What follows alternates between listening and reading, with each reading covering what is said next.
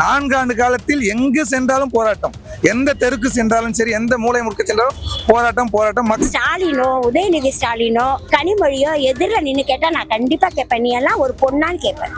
ஹாஸ்பிட்டல்ல போனா டாக்டர் இல்ல, போலீஸ் ஸ்டேஷன்ல போனா போலீஸ்கார் இல்ல, டிரான்ஸ்போர்ட்ல போனாக்கா டிரைவர் கண்டக்டர் இல்ல. ஏன்னு கேட்டாக்கா நாளும் எடுக்கல.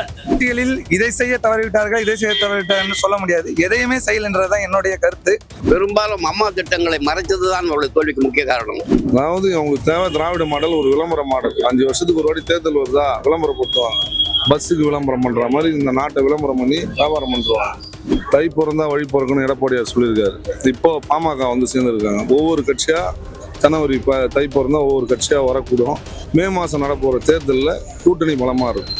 பாதுகாப்பு இருந்தது. பொம்பளைங்களுக்கு அந்த அம்மா ஒரு இரும்புக்காரமா இருந்து பார்த்துட்டு இருந்தாங்க. கண்டிப்பா இந்த வாட்டி எடப்பாடியார் ஆட்சி அமைப்பார், கண்டிப்பா அமைப்பார் என்று உறுதி கூறுவோம். திமுகவுக்கு எதிரான ஒரு வலுவான கட்சியா நீங்க எதை பாக்குறீங்க? அந்த இந்த வலுவான கூட்டணி எதை பாக்குறீங்க? ஏன் அப்படி பாக்குறீங்க? தமிழகத்தை பொறுத்த மட்டில் என்றைக்குமே வலுவான கட்சி அனைத்து இந்திய அண்ணா திராவிட முன்னேற்ற கழகம் தான். எங்களுக்கு நிகரான கட்சி திமுகவில் இல்லைன்றதுதான் எங்களை போன்ற இளைஞர்களின் எண்ணம். புரட்சித் தலைவர் மற்றும் புரட்சி தலைவி அம்மாவின் வழிவந்த கட்சி என்றைக்குமே முதல் கட்சி, என்றைக்குமே மக்கள் சேவை தயவு செய்யும் முதல் கட்சி. என்ன மாதிரியான இங்க ஒரு டிராபேக் இருக்கு திமுக அரசோட? இந்த அரசு வந்து இதெல்லாம் செய்ய தவறிட்டாங்க, ரொம்ப மோசமான நடந்துக்கிறாங்க அப்படின்னு இந்த 4 ஆண்டு ஆட்சியில நீங்க எதை சொல்லுவீங்க? இந்த 4 ஆண்டு ஆட்சிகளில் இதை செய்ய தவறிவிட்டார்கள், இதை செய்ய தவறிவிட்டார்கள் சொல்ல முடியாது. எதையுமே செய்யலன்றதுதான் என்னுடைய கருத்து. மக்களுக்கான சேவை அவங்க செஞ்சதே கிடையாது. அவங்கள பொறுத்த மட்டில் அவர்களின் மகன், அவர்களின் பேரன், மருமகன், இதுதான் திராவிட முன்னேற்ற கழகமும் திராவிட முன்னேற்ற கழக ஆட்சியும்.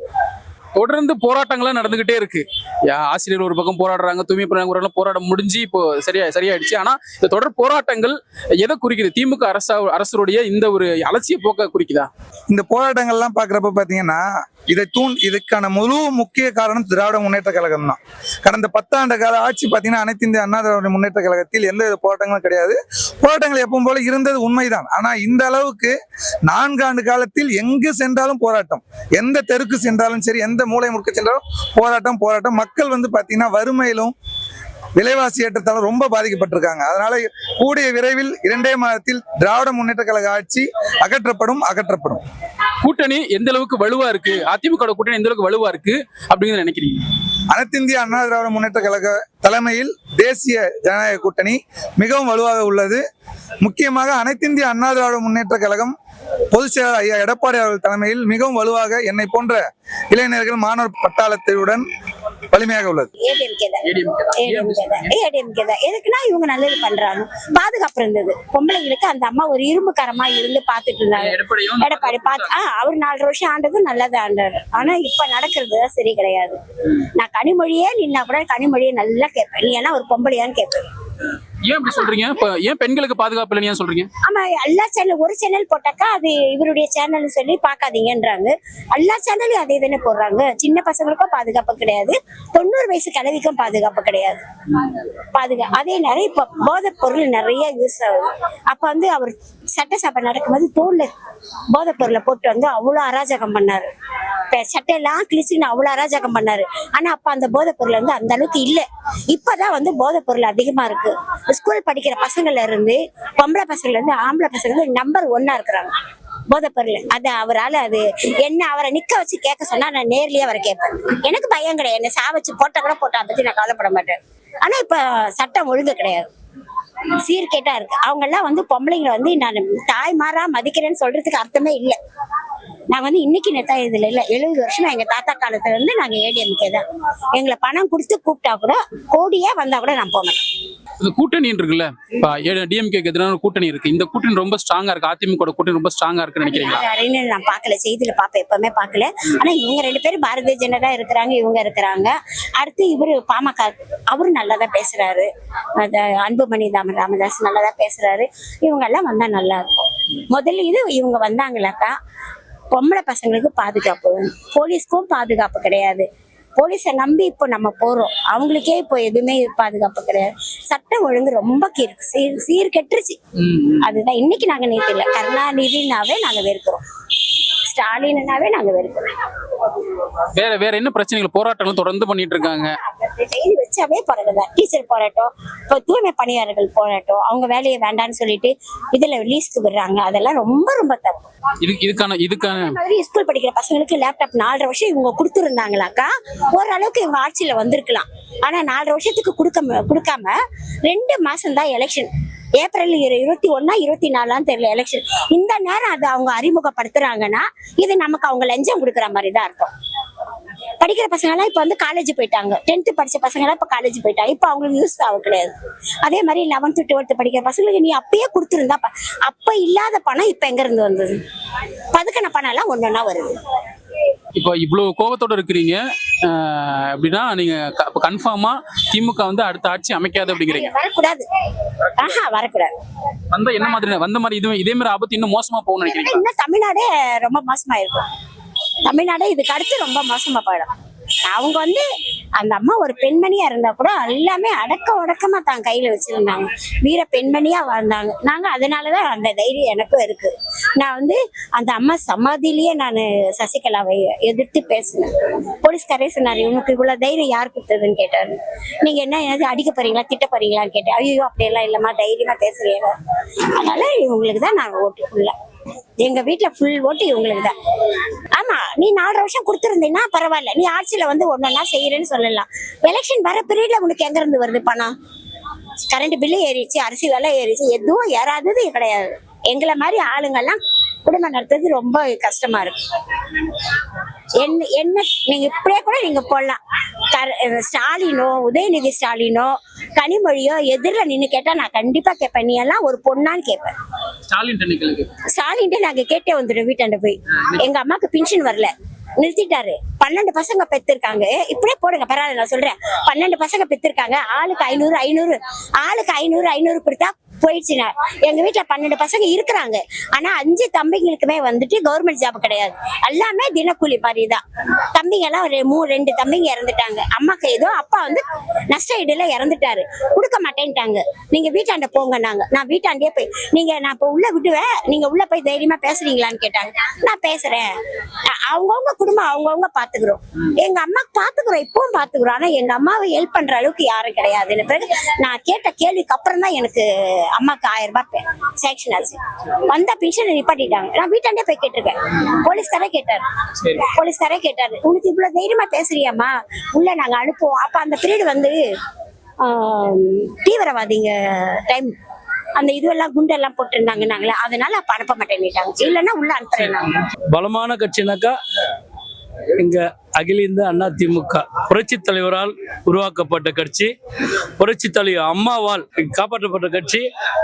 அதுக்கப்புறம் அதுக்கு அடுத்து எடப்பாடியாரால் காப்பாற்றப்பட்ட கட்சி.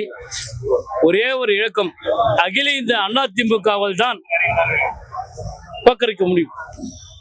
அதிமுக கூட்டணி இந்த பலம் எப்படி இருக்கு அப்படின்னு நினைக்கிறீங்க? அதிமுக கூட்டணி பலமான கூட்டணி. காரணம், ஏற்கனவே இது வச்சுட்டாங்க, பிஜேபி கூட்டணி வச்சுட்டாங்க. அடுத்து தமிழ்நாட்டில் பாட்டாளி மக்கள் கட்சியில ஒரு பெரும்பான்மையான ஒரு இளைஞர்கள், துடிப்பா வேலை செய்யக்கூடிய இளைஞர்கள் பாட்டாளி மக்கள் கட்சியில் இருக்காங்க. அதனால ஐயா ஏற்கனவே அம்மாவும் ஐயாவும் இது வச்சுனப்பல இப்போ அவருடைய வாரிசு நல்ல ஒரு அருமையான கூட்டணியை வச்சிருக்காரு. இது வெற்றி கூட்டணின்னு நாங்க சொல்லுவோம். இந்த வெற்றி கூட்டணி இது ரொம்ப ரொம்ப பலமானது. திமுக எதிர்க்கிறதுக்கு ரொம்ப பலமான கட்சி அப்படின்னு நம்ம கட்சியை சொல்றீங்க. ஏன் அப்படின்னு நினைக்கிறீங்க நீங்க? ஏன்னா மக்கள் வந்து அந்த அளவுக்கு வெறுப்புல இருக்காங்க. மற்ற மக்கள் வந்து மாற்றத்தை விரும்புறாங்க. மக்கள் வந்து எதுவா இருந்தாலும் நம்ம வெறுத்து போயிருக்காங்க. எல்லா இதுலயும் வெறுத்து போயிடுங்க. குறிப்பா ஹாஸ்பிட்டல்ல போனா டாக்டர் இல்ல, போலீஸ் ஸ்டேஷன்ல போனா போலீஸ்கார் இல்ல, டிரான்ஸ்போர்ட்ல போனாக்கா டிரைவர் கண்டக்டர் இல்ல, எல்லா ஆபீஸ்ல போனா ஆபீஸ்ல ஆளே இல்ல. ஏன்னு கேட்டாக்கா ஆளும் எடுக்கல, விலைவாசி வர ஏறி போச்சு. அதனால மக்கள் வந்து இந்த கூட்டணியை விரும்புறாங்க. தொடர்ந்து போராட்டங்கள்லாம் நடந்துட்டு இருக்குல்ல, தமிழ்நாடு எங்க பார்த்தாலும் ஒரே போராட்டமா இருக்கு. இது இந்த ஆட்சியோட தோல்வியை பத்தி தோல்விதான் அப்படின்னு நினைக்கிறீங்களா? கண்டிப்பா நினைக்கிறோம். இது என்ன காரணமா இருக்கும்? இந்த கடைசி நேரக்கட்டத்துல தேர்தலுக்கு முன்னாடி இவங்க ஒரு சில விஷயங்கள் வந்து சொல்றேன்னு சொல்லிட்டு தேர்தல் அறிக்கையில ஒரு சில விஷயங்கள் சொல்றாங்க, ஆனா செய்ய மாட்டாங்க. இந்த மாதிரியான திமுகவோட போக்கு எப்படி இருந்துச்சு? அதிமுக ஆட்சியில அம்மாவோட ஆட்சியும் சரி, எடப்பாடி ஆட்சியிலும் சரி, எப்படி இருந்துச்சு? அந்த தேர்தல் கோரிக்கைலாம் எப்படி அவங்க முன்னெடுத்தாங்க, இவங்க எப்படி முன்னெடுத்து முடிச்சிருக்காங்க? அதாவது புரட்சித் தலைவர் அம்மா காலத்துல, புரட்சித் தலைவர் சத்துணவு உருவான காலத்துல இருந்து புரட்சித் தலைவர் அம்மா வந்து ஒரு மக்களுக்கு உண்டான அனைத்து வசதிகளையும் செய்து கொடுத்தாங்க. குறிப்பா படிக்கிற பசங்களுக்கு லேப்டாப், படிச்ச பசங்களுக்கு 50,000 ரூபாய் மகளிருக்கு. அதே மாதிரி அவங்க முன்னேற்றத்துக்கு உண்டான கல்விக்கு என்னென்ன பண்ணும், அது அம்மா உணவகம், அனைத்தும் என்னென்ன மக்களுக்கு தேவையானது என்னென்ன கொடுக்கணும் அனைத்தும் கொடுத்தாங்க. இந்த கவர்மெண்ட் ஒரு இது கூட செயல்படுத்தலை. அதனால மக்கள் வந்து அதிருப்தியில் இருக்காங்க. அதான் உண்மை. நிச்சயமா இந்த தேர்தல்ல ஒரு மாற்றத்தை நோக்கி மக்கள்லாம் செயல்படுவாங்க அப்படிங்கிற நம்பிக்கை இருக்கு உங்களுக்கு? கண்டிப்பான நம்பிக்கை இருக்கு. 100க்கு 100 அதுக்கு மேலே நாங்க கண்டிப்பா இந்த வாட்டி எடப்பாடியார் ஆட்சி அமைப்பார், கண்டிப்பா அமைப்பார் என்று உறுதி கூறுவோம். நாங்களும் உறுதுணையா இருந்து கண்டிப்பா செய்வோம். எடப்பாடியார் தான். ஏன் இப்படி நினைக்கிறீங்க? மக்கள் செல்வாக்கு அதிகம். 4 வருஷம் ஆட்சியில மிக சிறப்பான ஆட்சியை கொண்டு வந்தவர். பல திட்டங்களையும் பல கல்லூரிகளையும் கொண்டு வந்த மகான் எடப்பாடியார். அதனால் மக்கள் மனதில் நின்று நினைக்கக்கூடியவர் எடப்பாடியார். அதனால் அவருக்கு வாய்ப்பு இருக்கிறது இருந்ததுதான். அதிமுக கூட்டணி எப்படி இருக்கு? பலமா இருக்கா? அது எப்படி இருக்குன்னு நினைக்கிறீங்க? அதிமுக கூட்டணி பலமாக இருக்கு. ஏன் இப்படி நினைக்கிறீங்க? பல கட்சிகள் சேருவதற்காக இன்னும் எங்களை வந்து அணுகி கொண்டு இருக்கிறார்கள். அவர்கள் எல்லோரும் வந்து சேர்ந்த பின்னர் பலத்த கட்சியாக இருக்கு. இந்த 4 வருஷ காலம் திமுகவுடைய இந்த ஆட்சி இருக்குல்ல, இதனுடைய தோல்வின்னு எதை நினைக்கிறீங்க? அவருடைய தோல்வி பெரும்பாலும் அம்மா திட்டங்களை மறைத்ததுதான் அவருடைய தோல்விக்கு முக்கிய காரணம். எந்த திட்டமாக இருந்தாலும் அம்மா கொண்டு வந்தார், புரட்சித் தலைவர் கொண்டு வந்தார் என்று சொன்னால் அந்த திட்டத்தை அவர்கள் நிராகரிக்கிறார்கள். அதுபோல காரணங்களுக்காக மக்கள் மனதில் அவர்கள் இடம்பெறவில்லை. மக்கள் மனதில் இடம் பிடிக்காதவர்கள் ஆகிவிட்டார்கள். இப்போ இந்த இப்போ தொடர்ந்து போராட்டங்கள் நடந்துகிட்டே இருக்கு. ஆசிரியர்கள் ஒரு பக்கம் போராடுறாங்க, செவிலியர்கள் ஒரு பக்கம் போராடுறாங்க, நம்ம தூய்மை பணியாளர்கள் போராடுறாங்க. இவ்வளவு போராட்டங்களும் எதை குறிக்குது? இந்த கட்சியுடைய, இந்த ஆட்சியுடைய ஒரு அவல நிலையை காட்டுது. இதை பத்தி நினைக்கிறீங்க? எல்லோரும் போராட்டக்கூடிய ஒரு குணத்தை கொண்டு வந்தது இப்ப இருக்கிற கட்சி தான், திமுக தான். திமுகவில் எதையும் சொல்லுகிறார்களே தவிர செய்வது கிடையாது. இதை செய்து விடுகிறோம், அதை செய்து விடுகிறோம், நர்சுகளுக்கு பணி நிரந்தரம் செய்கிறோம் என்று சொன்னார்கள், தூய்மை பணியாளர்களுக்கு நிரந்தரமாக பணி கொடுக்க வேண்டும் என்று சொன்னார்கள். இப்படியெல்லாம் சொல்லிவிட்டு அதற்கு பிறகு அவர்கள் அதை பற்றி கவலைப்பட்டதே இல்லை. அதனால் போராட்டங்கள் எல்லா துறைகளையும் ஒழிக்கிறது. ஆசிரியர்களாக இருந்தாலும் சரி, தூய்மை பணியாளர்களாக இருந்தாலும் சரி, மாணவர்கள் எல்லோருமே இந்த அரசை கண்டித்து போராட்டங்கள் நடத்தி கொண்டு இருக்கிறார்கள். இந்த அரசு ஒரு அவலநிலை அரசு என்பதைத்தான் குறிக்கிறது. இவ்வளவு கோவமும் தேர்தல் நாள் அன்னைக்கு என்ன மாதிரி எதிரொலிக்கும் அப்படின்னு நினைக்கிறீங்க? இந்த தேர்தலில் எல்லா அரசு ஊழியர்களும் எல்லா மக்களும் சேர்ந்து இந்த திமுக அரசை வீட்டுக்கு அனுப்ப வேண்டும் என்று கங்கணம் கட்டி கொண்டு இருக்கிறார்கள். எங்கு போய் பார்த்தாலும் சரி, இவர்கள் திட்டங்களை சொல்லுகிறார்கள் தவிர செய்யவில்லை. இந்த அரசு இருக்கக்கூடாது, இந்த அரசு இருந்தால் நமக்கு எந்த நன்மையும் கிடைக்காது என்பதை மக்கள் உணர்ந்து விட்டார்கள். ஆகையால் இந்த அரசை தூக்கி எறிவார்கள். அதிமுக கூட்டணி தான். ஏன் இப்படி நினைக்கிறீங்க? ஏன்னா மக்கள் மாற்றத்தை விரும்புறாங்க. 5 வருஷமா மக்கள் வந்து பல கஷ்டங்களை அனுபவிச்சிட்டாங்க. போக்குவரத்துல இருந்தும் சரி, சொத்து வரியிலிருந்து எல்லா வரி, பத்திரப்பதிவு துறையிலிருந்து எல்லா துறையிலையும் ஊழல் தான்.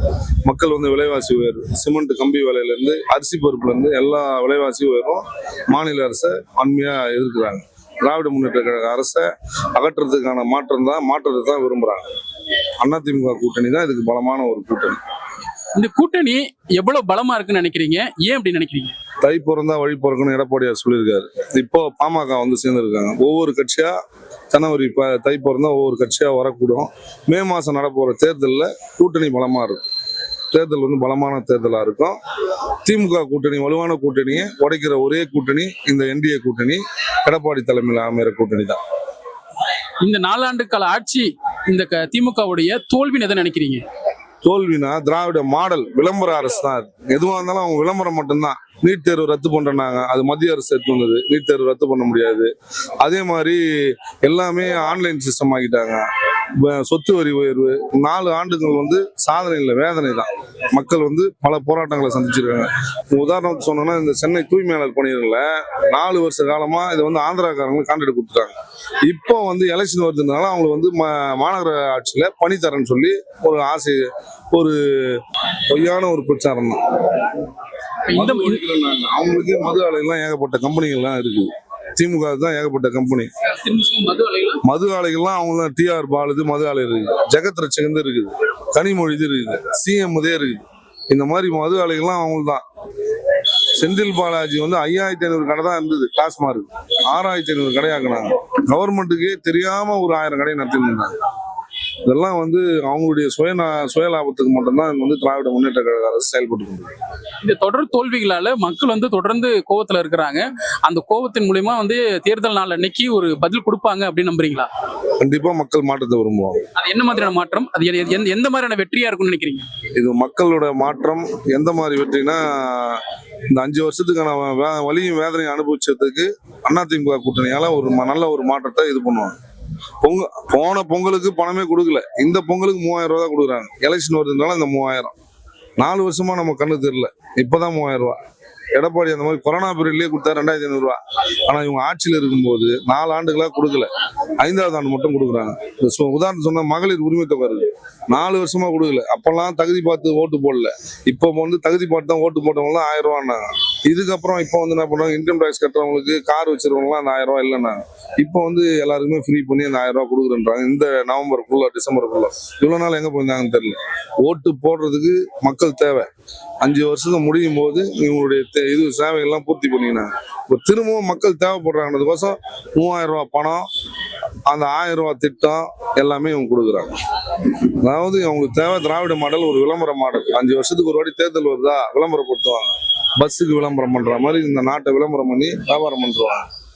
ஸ்டாலினுக்கு அப்புறம் உதயநிதி ஸ்டாலின் இன்பநிதிக்கு அப்புறம் அதே மாதிரி இவங்க குடும்ப அரசியல் தான். இந்த குடும்ப அரசியலை ஒழிக்கவும் மாற்றத்தை விரும்பவும் எடப்பாடியை மீண்டும் முதலமைச்சராகிறதுக்கு எதிர்கட்சி தலைவர் மாநில முதலமைச்சராவது வாய்ப்புகள் இருக்கு.